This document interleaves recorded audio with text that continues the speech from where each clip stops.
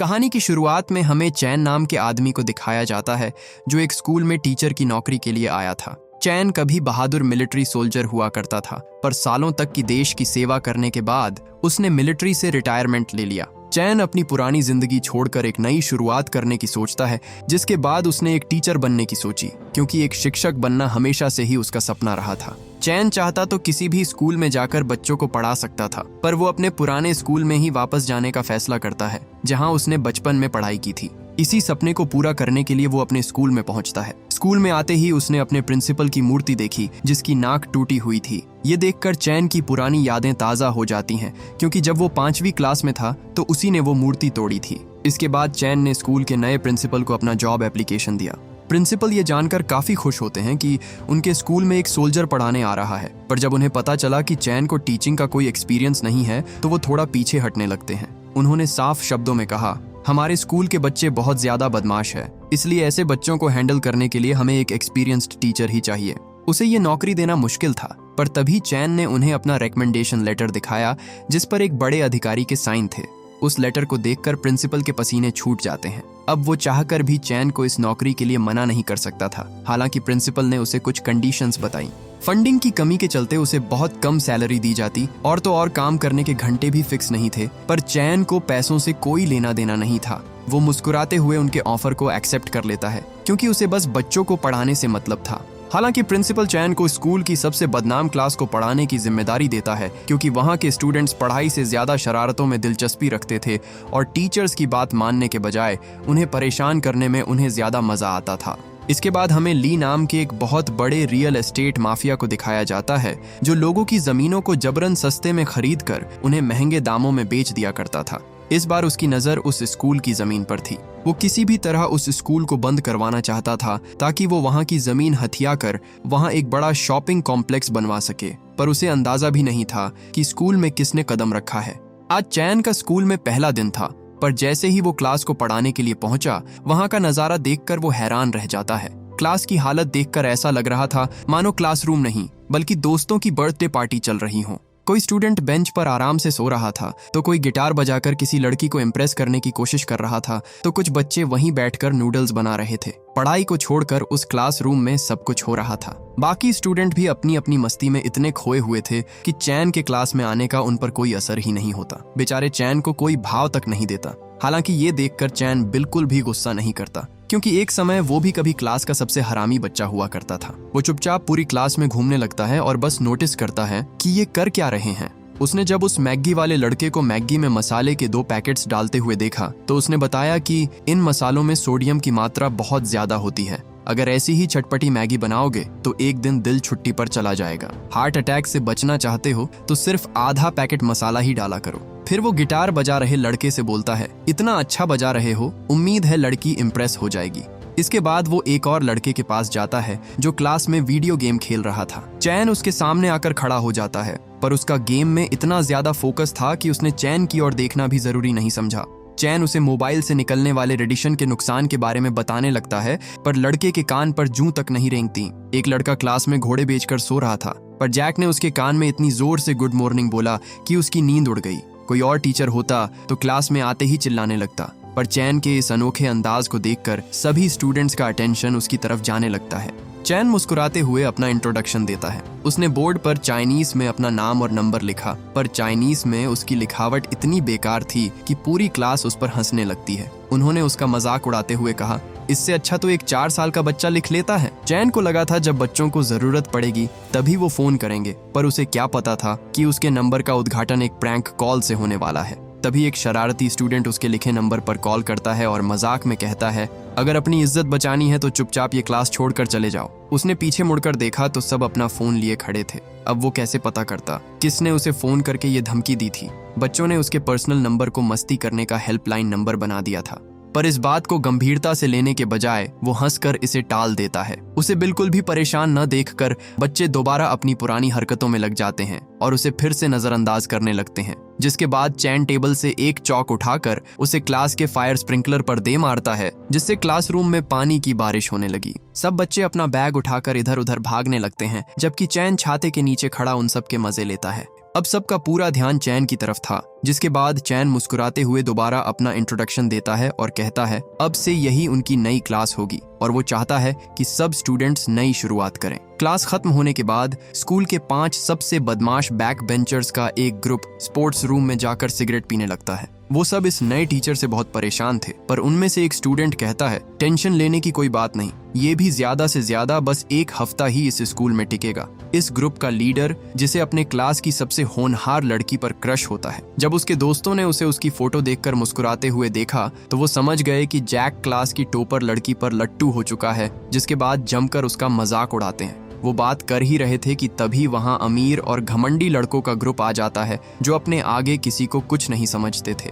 उन्हें इन गरीब लोगों से बदबू आती थी। दोनों गुट एक दूसरे को बिल्कुल पसंद नहीं करते थे और अक्सर उनके बीच टकराव होता रहता है। बास्केटबॉल टीम के लड़के जैक की गरीबी का मजाक उड़ाते हैं और उसे नीचा दिखाने की कोशिश करते हैं। जैक उनसे लड़ नहीं सकता था, क्योंकि अगर वो हाथ उठाता तो वो तुरंत प्रिंसिपल से शिकायत कर देते कि वो स्पोर्ट्स रूम में सिगरेट पी रहे थे। पर जैक शांत बैठने वाले बच्चों में से नहीं था। ऐसी ही नहीं, वो स्कूल के सबसे हरामी बच्चों का लीडर था। स्पोर्ट्स पीरियड में जब बास्केटबॉल टीम मैदान में प्रैक्टिस कर रही होती है, तब जैक अपने दोस्तों के साथ उन्हें दूर से देख रहा होता है। उसने देखा कि वो लड़का उसकी क्रश पर लाइन मार रहा है, जो देख उसे बिल्कुल अच्छा नहीं लगता। अपनी बेइज्जती का बदला लेने के लिए वो चुपके से मैदान के किनारे एक बोतल फेंक देता है और जब बास्केटबॉल टीम का कैप्टन लड़की पर लाइन मारने बिजी था, तभी उसका पैर उस बोतल पर पड़ गया, जिससे वो बैलेंस खोकर सीधा जमीन पर गिर पड़ता है। उसे गिरता देखकर जैक और उसके दोस्त जोर जोर से हंसने लगते हैं, लेकिन उनकी इंग्लिश टीचर उन्हें ये हरकत करते देख लेती है और उन्हें उनकी इस बदतमीजी के लिए सजा सुना देती है। पर ये शरारती बच्चे इतनी आसानी से हार मानने वाले नहीं थे। सजा से बचने के लिए वे टीचर के साथ ही एक प्रैंक कर देते हैं। वो चालाकी से उसकी टेबल पर पानी गिरा देते हैं और जैसे ही टीचर अपना डेस्क साफ करने में व्यस्त होती है, वे मौका देखकर वहां से रफ्फू चक्कर हो जाते हैं। दूसरी तरफ स्कूल का प्रिंसिपल काफी टेंशन में होता है, क्योंकि स्कूल की रेपुटेशन लगातार खराब होती जा रही थी। खराब रिजल्ट और अनडिसिप्लिन माहौल की वजह से एजुकेशन बोर्ड स्कूल की सालाना फंडिंग में करीब 20% की कटौती करने वाला था। इसी कारण बोर्ड के कुछ अधिकारी स्कूल का चेकिंग करने पहुंचे थे। वो देखना चाहते थे कि क्या कारण है कि हर दिन स्कूल की परफॉर्मेंस इतनी खराब होती जा रही थी। उधर चैन एक बार फिर अपनी क्लास को पढ़ाने जाता है, लेकिन इस बार स्टूडेंट्स ने उसके लिए पहले से ही एक नई शरारत तैयार कर रखी थी। उन्होंने दरवाजे के ऊपर पानी से भरी एक बाल्टी रख दी, ताकि जैसे ही चैन अंदर आए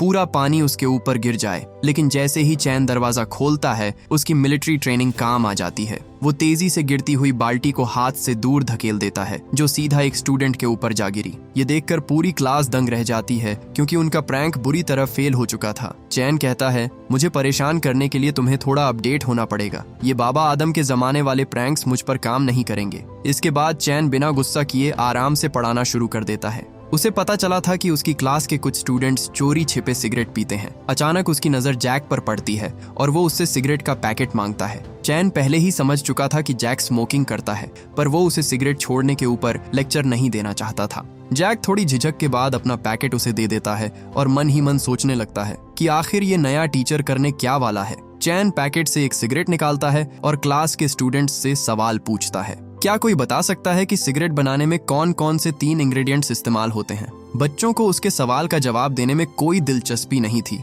जिसके बाद चैन इस खेल को और इंटरेस्टिंग बना देता है। वो कहता है, जो भी इस सवाल का सही जवाब देगा वो बिंदास आज की क्लास को छोड़कर जा सकता है, वो उसे नहीं रोकेगा। क्लास बंक करने का नाम सुनते ही अचानक ही सबके कान खड़े हो गए। जैक के ग्रुप का एक लड़का फट से चैन को उस सवाल का जवाब दे देता है, जिसके बाद चैन ने वादे के मुताबिक उसे जाने दिया। उसे जाता देख बाकी के स्टूडेंट्स भी एक्साइटेड हो जाते हैं। वो डेस्क बजाकर शोर मचाने लगते हैं, क्योंकि उन्हें क्लास छोड़कर घर जाने का मौका मिलना चाहिए था। चैन उनकी इस एक्साइटमेंट का फायदा उठाकर एक एक करके सभी स्टूडेंट्स को सिगरेट थमा देता है। फिर वो उनसे सवाल पूछता है, आखिर सिगरेट पीने से शरीर पर क्या असर पड़ता है? चैन ये जानता था कि अगर वो सीधे सिगरेट के नुकसान गिनाने लगेगा तो कोई भी उसकी बात गंभीरता से नहीं सुनेगा, इसलिए वो पढ़ाने का एक अलग तरीका अपनाता है। वो स्टूडेंट्स को समझाता है कि धूम्रपान करने से फेफड़ों के अंदर कैसे जहरीला तार जमा होता है और ये धीरे धीरे शरीर को किस तरह नुकसान पहुंचाता है। उसने बताया कि कैसे बड़ी बड़ी कंपनियां लोगों को निकोटीन का आदी बनाकर उनसे अरबों रुपयों का व्यापार करते हैं।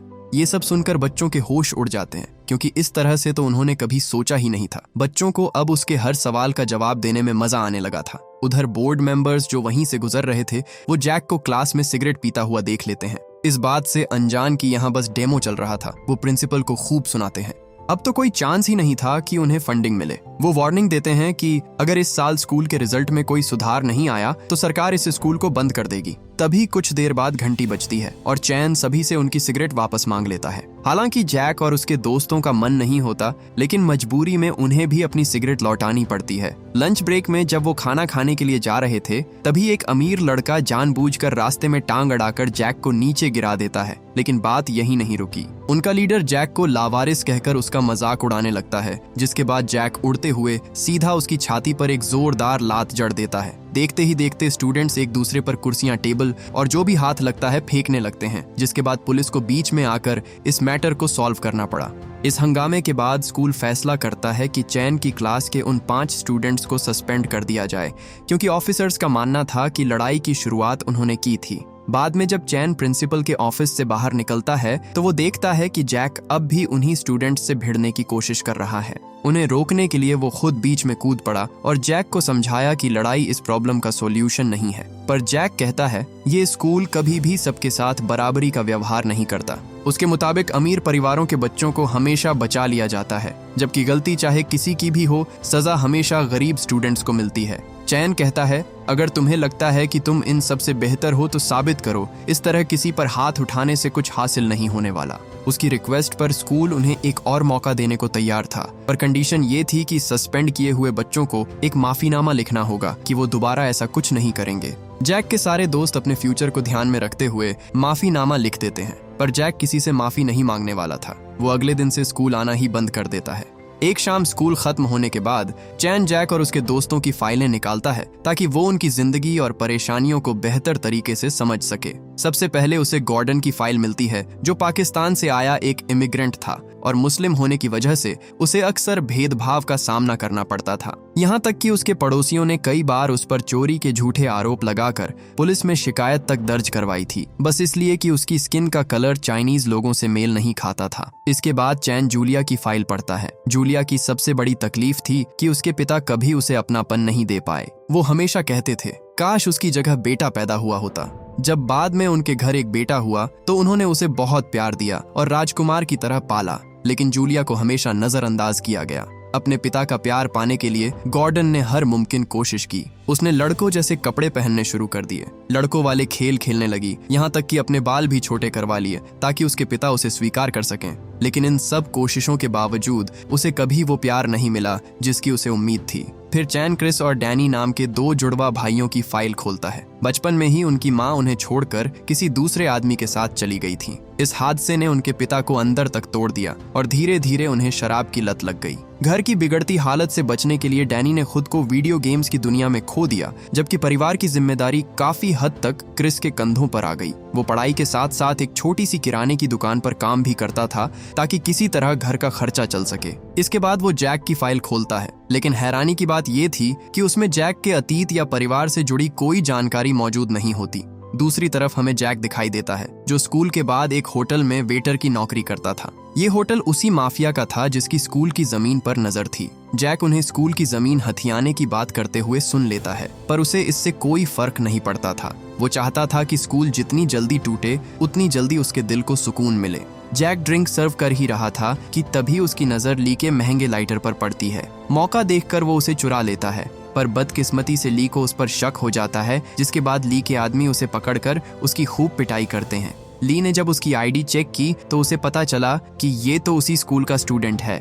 वो बोला, पढ़ने लिखने की उम्र में यहाँ टेबलें साफ कर रहे हो। उसे और मारने के बजाय ली उसे कुछ पैसे देता है और उसे अपने यहाँ नौकरी पर रख लेता है, क्योंकि आगे चलकर वो उसके बहुत काम आने वाला था। इसी बीच चैन एक एक कर स्टूडेंट्स से मिलना शुरू कर देता है। सबसे पहले वो गॉर्डन के पास गया। चैन ने उसे कुछ गुंडों से बचाया जो उसके पीछे हाथ धोकर पड़े हुए थे। उसे पता चला कि लोग बचपन में उसका मजाक उड़ाया करते थे, इसलिए उसे स्टेज पर जाने से डर लगता था। पर चैन ने देखा कि पास में ही एक आदमी गाना गा रहा था। वो उसका माइक लेकर बेसुरी आवाज में गाना गाने लगा। वो बोला, अगर मेरे जैसा आदमी इतने लोगों के सामने गा सकता है तो तुम क्यों नहीं। चैन को इतने कॉन्फिडेंस के साथ लोगों के सामने देख गॉर्डन का हौसला भी बढ़ जाता है, जिसके बाद अपनी झिझक छोड़कर बैंड के साथ शामिल हो जाता है। पहली बार इतने बड़े दर्शकों के सामने परफॉर्म करके उसे बेहद खुशी महसूस होती है, जिससे उसका डर हमेशा के लिए छूमंतर हो गया। दूसरी ओर ब्रूस और क्रिस की जिंदगी में परेशानियां लगातार बढ़ती जा रही थीं। एक रात उनके पिता नशे की हालत में उनसे अपने लिए शराब लाने को कहते हैं, लेकिन दोनों भाई साफ मना कर देते हैं। ये सुनकर उनके पिता भड़क जाते हैं और गुस्से में उन्हें घर से बाहर निकालने की धमकी देने लगते हैं। अगले दिन चैन उनके पिता से मिलने जाता है और उन्हें समझाता है कि एक पिता होने के नाते उनकी जिम्मेदारियां भी हैं। वो उन्हें सलाह देता है कि अगर वे सच में अपने बच्चों की जिंदगी बेहतर बनाना चाहते हैं तो उन्हें शराब छोड़कर कुछ वक्त के लिए नशा मुक्ति केंद्र में चले जाना चाहिए। वहीं दूसरी तरफ जूलिया के पिता उसके लिए मेकअप का सामान खरीद कर लाते हैं और कहते हैं उसे लड़कियों की तरह रहना चाहिए। अगर वो ऐसे ही रही तो कोई लड़का उससे शादी नहीं करेगा। उसे देखने लड़के वाले आने वाले थे, लेकिन जूलिया अभी शादी के लिए तैयार नहीं थी। गुस्से में आकर वो सारा मेकअप अपने छोटे भाई के चेहरे पर पोत देती है और कार लेकर जाने लगती है। पर तभी चैन सामने आ जाता है और उसे समझाता है कि बिना लाइसेंस के गाड़ी चलाना कानून के खिलाफ है। फिर चैन मुस्कुराते हुए कहता है अगर उसे सच में ड्राइविंग करनी है तो मेरे साथ चलो। इसके बाद दोनों एक गो कार्ट रेस ट्रैक पर पहुंचते हैं, लेकिन चैन ने उसके लिए एक सरप्राइज प्लान किया था। उसने जूलिया के पिता को भी वहां बुलाया था, क्योंकि वो चाहता था कि बाप बेटी एक दूसरे को नए नजरिए से समझे। डैड कहते हैं अगर तुम जीती तो जो चाहो वो कर सकती हो, लेकिन अगर मैं जीता तो तुम्हें हाई स्कूल के बाद एक अच्छा लड़का ढूंढकर शादी करनी होगी। इसके बाद दोनों के बीच रेस शुरू होती है। रेस के दौरान साफ नजर आता है कि दोनों के बीच कितनी नाराजगी भरी हुई है। वो एक दूसरे की परवाह करने के बजाय सिर्फ जीतने पर ध्यान दे रहे होते हैं। इसी जल्दबाजी में दोनों ट्रैक से बाहर निकल जाते हैं और तभी अचानक एक बड़ा ट्रक जूलिया की गो कार के ऊपर चढ़ जाता है। ये देखकर उसके पिता की सांसें थम जाती हैं और वो वहीं टूटकर रोने लगते हैं। लेकिन कुछ ही पल बाद जूलिया सुरक्षित बाहर निकल आती है।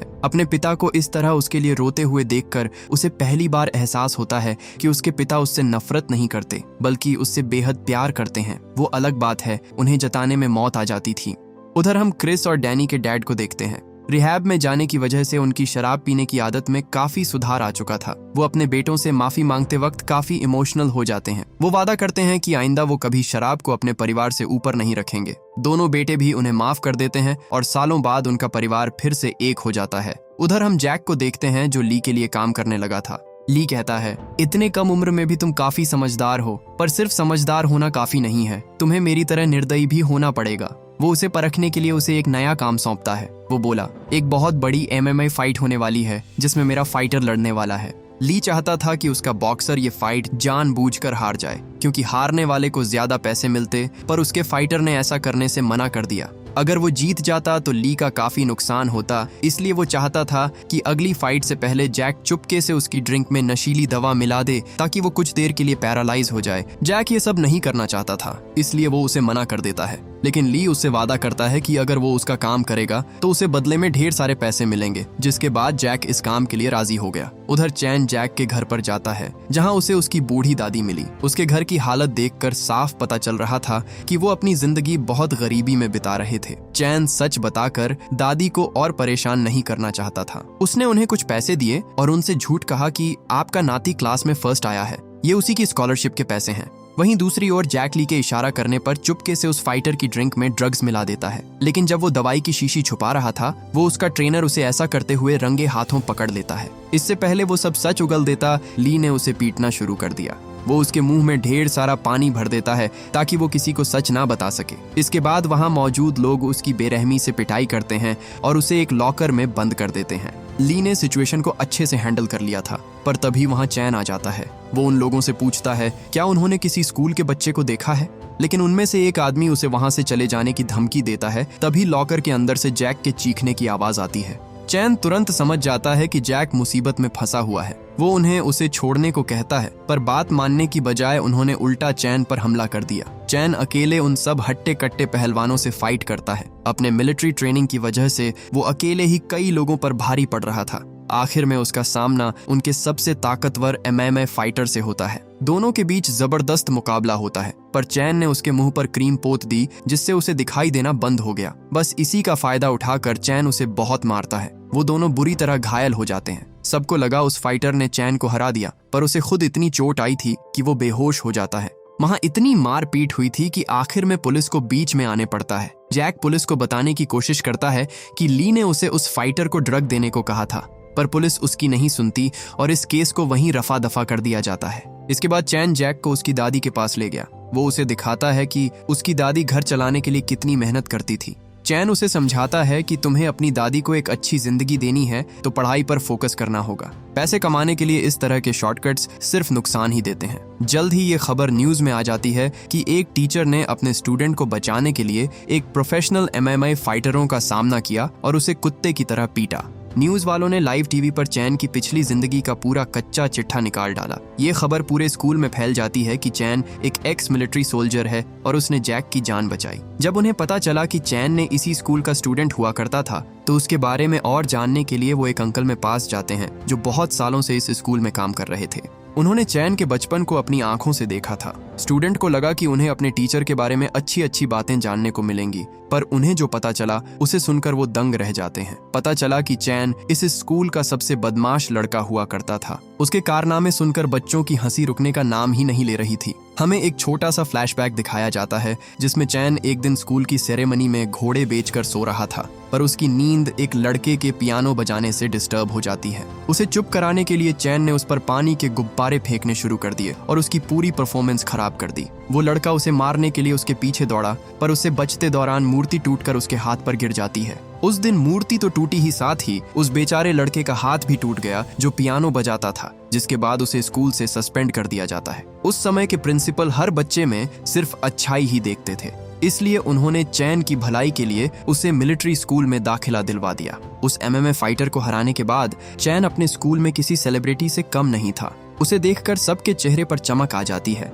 और तो और उसकी क्लास के बच्चे भी एकदम सुधर चुके थे। आने वाली कॉलेज एंट्रेंस एग्जाम के लिए पूरी क्लास जी जान से मेहनत कर रही थी। हालांकि इन सब के बीच क्रिस अकेला ऐसा स्टूडेंट था जो पढ़ाई पर ध्यान नहीं दे पा रहा था। पता चला कि उसे एक मेंटल डिसऑर्डर था जिसके बारे में उसने किसी को नहीं बताया था। इस डिसऑर्डर में फोकस करने में बहुत दिक्कत होती थी। उसके पास इलाज के पैसे नहीं थे, इसलिए वो लोकल मेडिकल स्टोर पर जाकर वहां से कुछ इल्लीगल दवाइयां लेता था। इस बात से अनजान कि मेडिकल स्टोर वाला उसे दवाइयों के नाम पर ड्रग्स दे रहा था। क्रिस तनाव और अकेलेपन से निकलने के लिए और ड्रग्स लेने लगा था, लेकिन समय के साथ ये आदत उसकी लत बन गई और अब वो चाहकर भी इससे बाहर नहीं निकल पा रहा था। इसी वजह से वो पढ़ाई पर ध्यान नहीं दे पाता था। चैन उसकी हालत को समझ जाता है और उससे वादा करता है कि वो हर हाल में उसकी मदद करेगा, लेकिन हालात सुधरने के बजाय और खराब हो जाते हैं। डिप्रेशन से जूझ रहा क्रिस एक दिन अपने भाई के स्कूल जाने के बाद बालकनी से नीचे कूद जाता है, जिसके बाद उसे तुरंत अस्पताल पहुंचाया जाता है, जहां डॉक्टर बताते हैं कि वो कोमा में चला गया है। उसके सुसाइड की खबर पूरे शहर में आग की तरह फैल जाती है। मीडिया इस घटना को मिर्च मसाला लगाकर पेश करती है और क्रिस की हालत के लिए स्कूल और खासकर चैन को जिम्मेदार ठहराने लगती है। सबको लगने लगा कि उसके पढ़ाने के तरीके में कोई कमी थी, जिस वजह से उस लड़के ने ये कदम उठाया। बढ़ते दबाव के बीच चैन को एजुकेशन बोर्ड के सामने पेश होने के लिए बुलाया जाता है, जहां उसके खिलाफ फैसला सुनाते हुए उसका टीचिंग लाइसेंस कैंसिल कर दिया जाता है। जब वो स्कूल से जा रहा था तो सारे स्टूडेंट्स मिलकर उसे रोकने की कोशिश करते हैं, पर चैन अंदर से पूरी तरह टूट चुका था, जिसके बाद वो वहां से चला जाता है। बच्चों के चेहरे पर मायूसी साफ साफ देखी जा सकती थी, पर सिस्टम से हार मानने की बजाय वो उससे लड़ने का फैसला करते हैं। सारे स्टूडेंट्स डिसाइड करते हैं कि वो आने वाले एग्जाम में शानदार प्रदर्शन करेंगे और एजुकेशन बोर्ड को दिखा देंगे कि उन्होंने चैन के साथ बहुत बड़ी नाइंसाफी की है। बस फिर क्या था, सभी स्टूडेंट्स पहले से भी ज्यादा मेहनत के साथ पढ़ाई में जुट जाते हैं और आखिरकार एग्जाम का दिन आ जाता है। उधर हम ली को देखते हैं, जिसे पता चल जाता है कि बच्चे स्कूल को बचाने के लिए खूब मेहनत कर रहे हैं। उन्हें रोकना जरूरी था, क्योंकि अगर वो पास हो जाते तो उसे स्कूल की जमीन कभी नहीं मिलती। तभी जैक और बाकी स्टूडेंट्स को चैन के नंबर से एक मैसेज मिलता है, जिसमें लिखा होता है कि वो एग्जाम से पहले स्कूल में उनसे मिलना चाहता है। सभी स्टूडेंट्स बिना कुछ सोचे स्कूल पहुंच जाते हैं, लेकिन वहां पहुंचकर उन्हें पता चलता है कि ये सब एक साजिश थी। उधर चैन, जो अमेरिका वापस जाने के लिए पैकिंग कर रहा था, उसे बच्चों के धड़ाधड़ मैसेज आने लगते हैं। ली सभी स्टूडेंट्स को स्कूल के अंदर बंद करके उनके फोन छीन लेता है। उसके गुंडे बाहर खड़े होकर पहरा दे रहे थे ताकि कोई भी बच्चा भाग ना सके। वहीं दूसरी तरफ चैन स्कूल पहुंच जाता है। बिना समय गवाए वो ग्राउंड में आया और गुंडे के मुंह पर इतनी जोर से बॉल फेंक कर मारी कि वो ढेर हो गया। अपनी पुरानी मिलिट्री ट्रेनिंग और जबरदस्त फाइटिंग स्किल्स के दम पर वो एक एक करके सभी गुंडों को हरा देता है। पर ली पूरी तैयारी के साथ आया था। उसने चैन को मारने के लिए अपने और आदमी भेजे। चैन जल्दी से सभी स्टूडेंट्स को आजाद कर देता है क्योंकि उनका टाइम पर एग्जाम हॉल में पहुंचना जरूरी था। इसी बीच गुंडे उनके पीछे भागते हैं, पर जैक ने उनके पिछवाड़े में स्क्यूवर्स घुसा दिया, जिससे उनकी सारी दबंगई एक झटके में निकल गई। आखिर में सिर्फ चैन और ली ही बचते हैं। चैन उससे फाइट कर ही रहा था कि तभी ली उसे अपना दाहिना हाथ दिखाते हुए एक चौंकाने वाला खुलासा करता है। पता चला कि ली असल में वही लड़का था जिसका चैन ने हाथ तोड़ा था। उस दिन के बाद से ली कभी पियानो नहीं बजा पाया। उसके डैड, जो खुद भी एक गैंगस्टर थे, उन्होंने उस वक्त उसे कहा था, अगर इस फालतू पियानो की जगह बॉक्सिंग सीख ली होती तो आज ये दिन ना देखना पड़ता। उसी दिन से उसके मन में चैन के लिए नफरत भर गई थी। वो अपनी बर्बाद हुई जिंदगी का जिम्मेदार चैन को मानता था। चैन को ये जानकर काफी बुरा लगा। वो अपनी पुरानी गलती के लिए बहुत शर्मिंदा था, पर ली के लिए सिर्फ पछतावा काफी नहीं था। वो चैन पर हमला कर उसे मारने की कोशिश करता है। चैन उससे लड़ना नहीं चाहता था, पर बहुत समझाने पर भी जब वो नहीं माना तो मजबूरन उसे लड़ना ही पड़ा। आखिर में ली ने अपना चाकू निकाल लिया। चैन उससे वो चाकू छीन लेता है और उसे नुकसान पहुंचाने ही वाला था कि एंड मौके पर उसने होश संभाला और वो चाकू अपने खुद के पैर में घोंप दिया। ये देख ली एकदम से चौंक जाता है। चैन वहां से जाने लगता है, पर जाने से पहले वो ली को बताता है कि वो काफी वक्त से उसे ढूंढ रहा था ताकि उससे माफी मांग सके।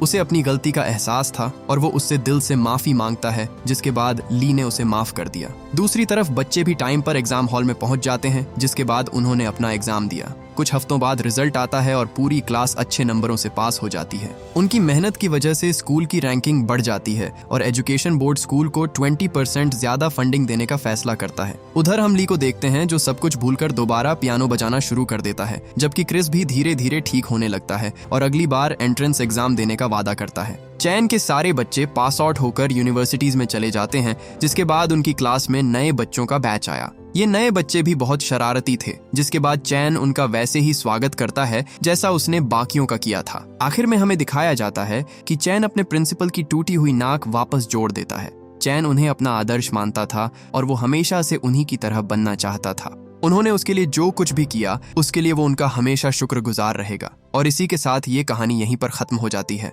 उम्मीद करता हूँ कि ये मूवी आपको पसंद आई होगी। Thank you for watching.